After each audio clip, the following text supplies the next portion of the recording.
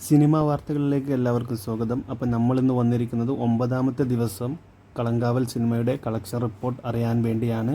9ാമത്തെ ദിവസം കേരളത്തിൽ നിന്നും കളക്ഷൻ നേടിയിരിക്കുന്നത് 1,92,00,000 രൂപയാണ്. ശനിയാഴ്ച കേരളത്തിൽ നിന്നും കളക്ഷൻ നേടിയത്. അതുപോലെ റെസ്റ്റ് ഓഫ് ഇന്ത്യ കളക്ഷനായി വന്നിരിക്കുന്നത് 40 ലക്ഷം രൂപയാണ്.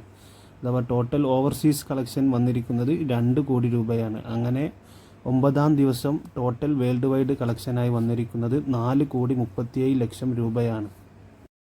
Total world wide box office collection എന്ന് പറയുന്നത് 71,41,00,000 രൂപയാണ്. 9 ദിവസം കൊണ്ട് കളങ്കാവൽ കളക്ഷൻ നേടിയിരിക്കുന്നത്.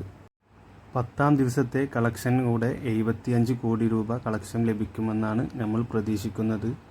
അപ്പോൾ മമ്മൂക്കയുടെ ഗംഭീര കളക്ഷനുമായി സിനിമ മുന്നേറുന്നു.